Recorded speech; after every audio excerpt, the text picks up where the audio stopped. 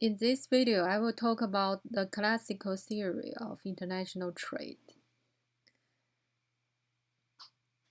The rationale of this theory is it explains the allocation of resources between countries motivated by technological gap, that is, the labor production efficiency differences, because in theoretical assume that there's only one factor of production and the optimality of free trade, mobility of the factors. First is absolute advantage.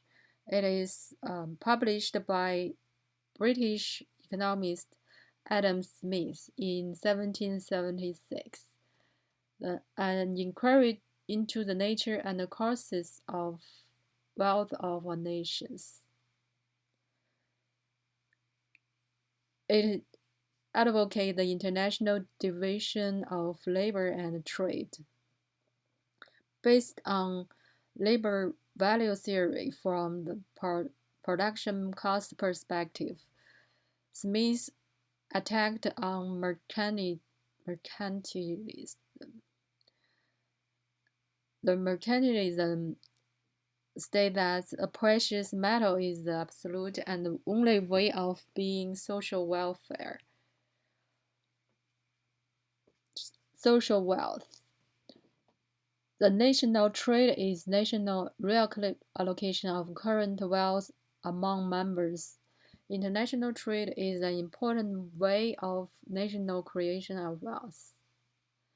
Wealth is created in circulation domain. It also appraised government economic intervention to encourage trade surplus. Smith's theory states that social resources exist in forms of products and services, not only in precious metal. The government encouraged economic freedom rather than economic intervention. From a monetary flow adjustment mechanism perspective, both deficits and surplus can automatically trigger a mechanism toward equilibrium. Trade benefits both parties, not just the one with surplus. That's why trade can develop normally. In addition, international trade is one method to eliminate production surplus, politically asserts economic liberalism domestically, and the government interferes through invisible hands, externally advocating free trade. There is some key of the theory.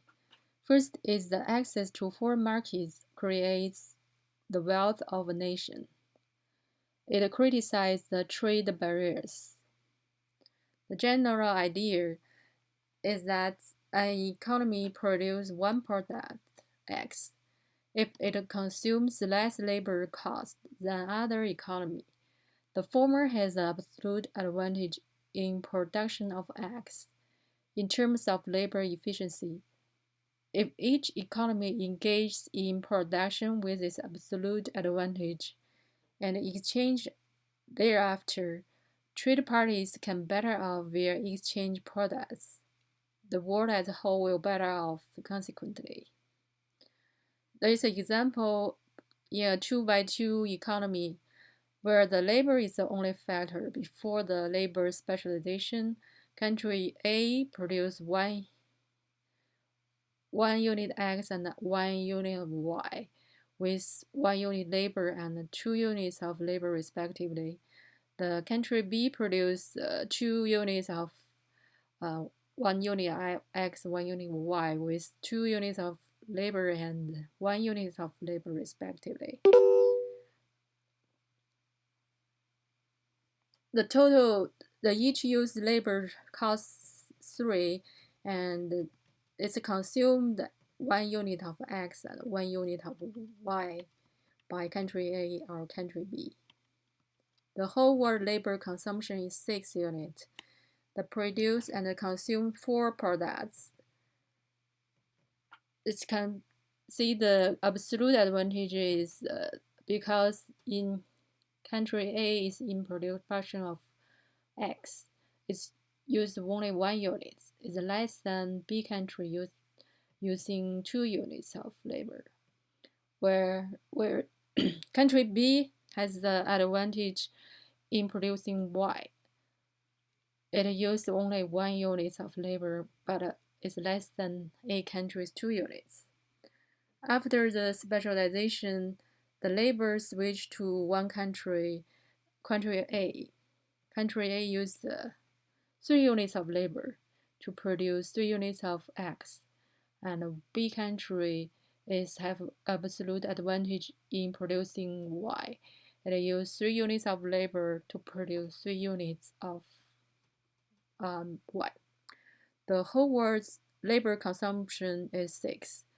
The produced 3 is consumed 1 unit and exported 2 units to the other country.